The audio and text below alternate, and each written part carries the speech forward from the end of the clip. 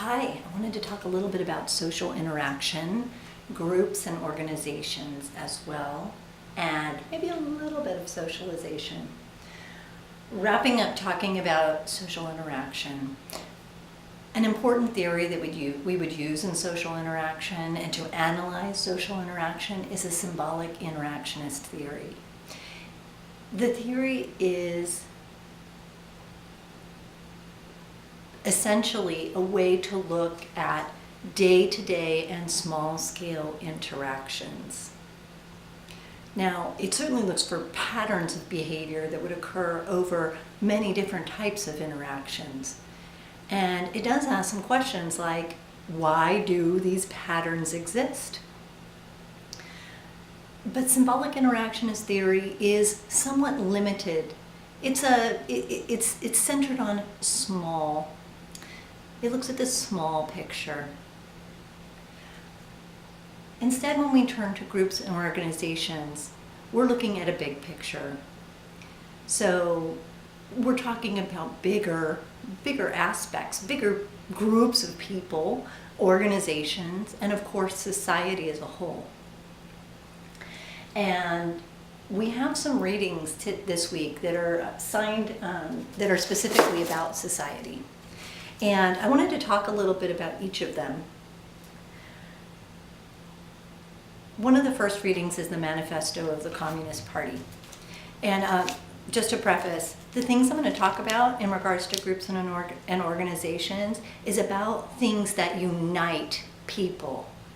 Now, when I say unite, that's not going to clearly relate to the Manifesto of the Communist Party. And I'll tell you why in just a moment. In the manifesto, Karl Marx is essentially saying that people are united by their economic relationships.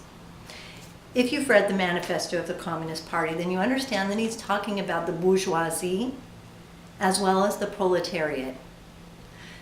These are two groups of people in a society and united in the workplace.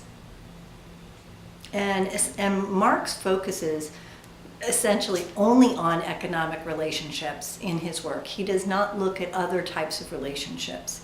He believes that people are united basically on their relationship to the means of production. Just an aside, Karl Marx was an economist. He's also a sociologist, but he was technically an economist at the time that he was doing his work. Now, when I say united, that might seem kind of strange because the Manifesto of the Communist Party very clearly is talking about these groups being in conflict. And they are in conflict because they have, there's a measure of exploitation in between the two groups. Essentially, the bourgeoisie, the smaller group, benefits from the work of the proletariats or the workers. So the bourgeoisie attempt to exploit the proletariats to the maximum of their ability. But they're still united in their relationship to the means of production. The bourgeoisie are the owners and the proletariats are the workers. Now, interestingly enough, our next reading, the one on Gemeinschaft and Gesellschaft by Tönnies, as well as the additional reading we have about Durkheim and mechanical and organic solidarity. These are also talking about the ways people are united in society. First, let's talk about Tönnies. Tönnies was writing at a time that there was great change. So life was changing from a more rural or smaller types of people groups to city life. And he was concerned that that changed the way people were united. And in the Gemeinschaft, Tönnies believed that people were more closely united than in the Gesellschaft. He did not see Gesellschaft or city life as very uniting at all.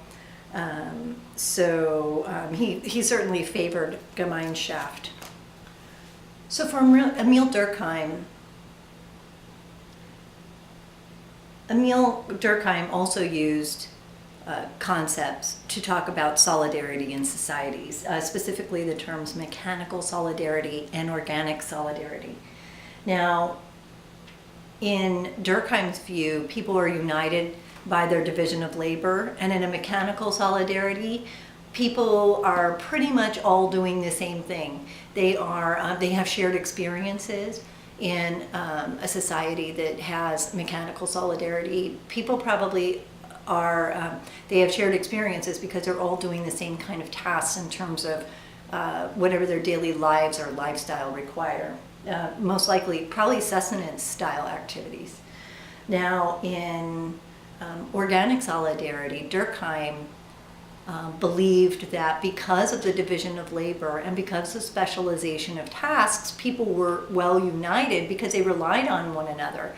And that was something new that Durkheim saw as a result of modernity.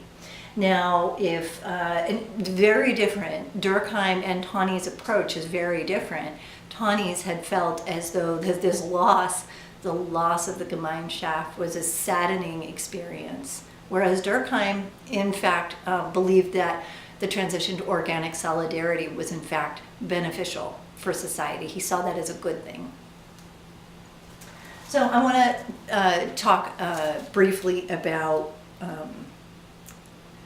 I'm going to talk about one of our readers real quick before I move on to the next one, The Amish, A Small Society. You can read this article in our reader kind of with the thoughts about Tauny's and Durkheim's approaches to the changes in solidarity over time. So you might find those ideas instructive when you're looking at The Amish, A Small Society. Now finally, I want to talk to you about the article, McJobs, McDonaldization in the Workplace. Now this is a fairly contemporary piece of work by George Reitzer. Now, George Reitzer is also talking about the way people are united, and his focus here is on the rationalization of bureaucracy. Now, while we don't normally think of McDonald's as a bureaucracy, because when we think about bureaucracy, we think about, politics or a college or some big institution, the truth is that big capitalist organizations like McDonald's, and Reitzer's also turned his eye to the Starbuckization of society. These are also bureaucratic organizations. They are organized in a rational manner. The intent is to produce a very standardized product across many people producing it. So there has to be somewhat of a mechanical approach. And so reading the McJobs article with that in mind is that saying, people are essentially united to the bureaucracy. And that in some ways the bureaucracy is extended to our lives in ways that we might not fully understand. Actually, that's a really fun article. So go ahead and read George Reitzer. Now, for social interaction, I talked about the symbolic interactionist theory being very useful to analyze small-scale interactions. When we're talking about bigger interactions, like within groups or organizations or society as a whole, some of our larger or macro theories are more effective. So, for example, a functionalist approach might see these types of organizations as a really beneficial thing. Now, notice Emile Durkheim, in his view of organic solidarity, saw that change as very positive for this society. And in fact, Emile Durkheim is considered a functionalist theorist. So, however, in speaking about Karl Marx and his view of the bourgeoisie and the proletariat and their relationship to the means of production, he actually saw that as an exploitive relationship and basically ruled by conflict between the two groups.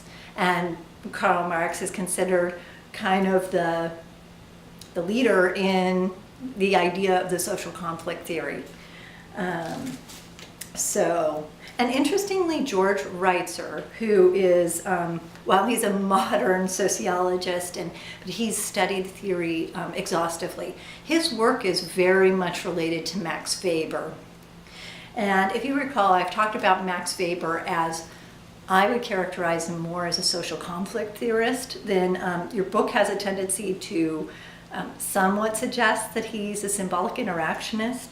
But certainly Max Weber had a complicated approach to looking at the social world, and it wasn't just one idea. He used many ideas and combined them together. And I would say that George Reitzer takes a critical approach to McDonaldization of society in this McJobs article. I don't think he's actually saying that this is a positive change for our society. But perhaps the postmodern theory is instructive in looking at McDonaldization as well. Talking about the increase of technology, talking about the increase of consumerism. Those also are things well found in McDonaldization. Now, I want to say that any of the theories can be used to analyze anything. For example, we could use symbolic interactionist theory to consider the kinds of relationships that Karl Marx was talking about in the modern industrial factory workplace that was coming around during the time of industrialization. We can use any of the theories in any of these scenarios. So I hope you'll find some comfort in using a theory that you like in looking at any one of these articles. So I hope you are enjoying all the reading, and talk to you later. Bye.